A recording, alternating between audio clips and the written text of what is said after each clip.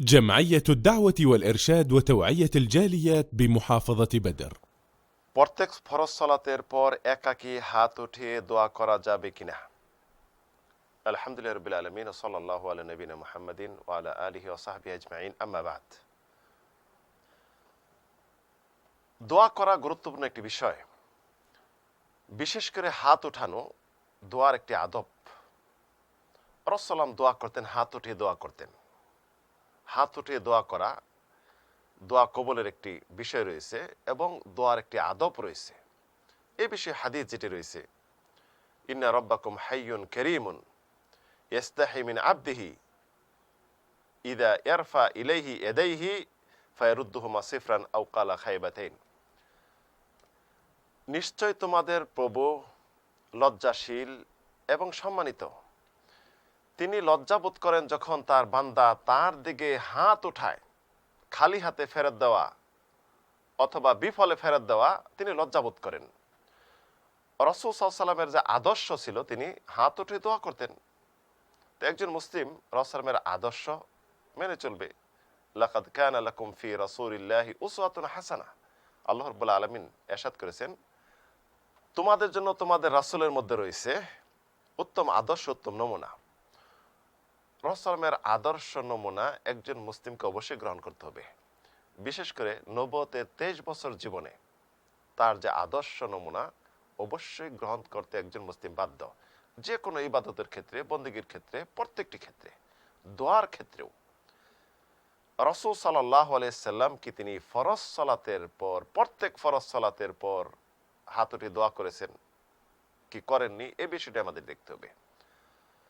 ফরজ সালাতের পর আল্লাহর কি নির্দেশ, এটা জানতে হবে। আল্লাহ রাব্বুল আলামিন ইরশাদ করেছেন, ফাইদা কাদাইতুমুস সালাহ ফাযকুরুল্লাহ। যখন তোমরা সালাত শেষ করো তখন আল্লাহর জিকির করো।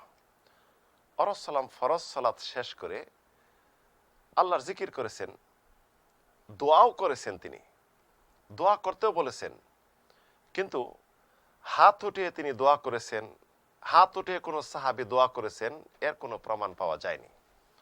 এছাড়া রাসূলুল্লাহ যখনই দোয়া করতেন হাত উঠাইতেন। সম্মিলিতভাবে রাসূলুল্লাহ দোয়া করেছেন, সাহাবীদেরকে নিয়ে হাত উঠাইছেন। কখন?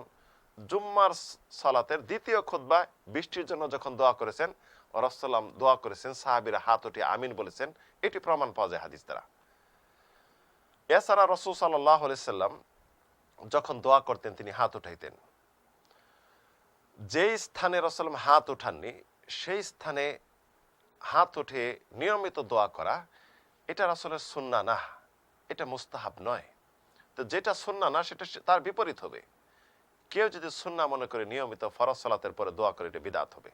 আর যদি বলল আমি দোয়া করলাম মাঝে মাঝে, করেন, তবে সুন্নাহ মনে করে করা যাবে না। যেহেতু একটি হাদিস দ্বারা প্রমাণ নেই যে রাসূলুল্লাহ ফরজ সালাতের পর হাত উঠিয়ে দোয়া করেছেন। এছাড়া আপনি দোয়া করতে পারেন সালাতের ভিতরে যে দোয়া রয়েছে, আমরা জানি না সালাতের ভিতরে আপনি কখন দোয়া করবেন।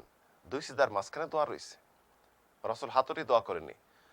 রাসূল সাল্লাল্লাহু আলাইহি ওয়াসাল্লাম সিজদারত অবস্থায় দোয়া করতে বলেছেন, সেই সময় দোয়া করেন।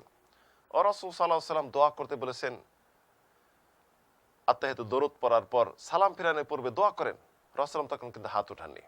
তো এই সমস্ত অবস্থায় এই স্থানে আমরা হাত উঠাবো না। ফরজ সালাতের পর রাসূল দোয়া করেছেন, হাত উঠাননি।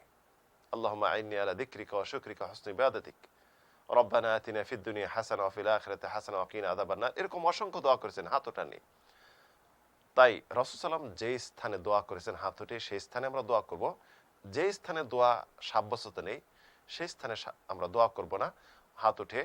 রাসূল সাল্লাল্লাহু আলাইহি ওয়াসাল্লাম ফরজ সালাতের পর কোনো একদিনও হাত উঠিয়ে তিনি দোয়া করেননি, তাই ওই সময় আমরা দোয়া করব না। এটি হবে সুন্নাহ। আল্লাহ তাআলা আলাম। ওয়া সাল্লাল্লাহু আলা নবিনা মুহাম্মদ।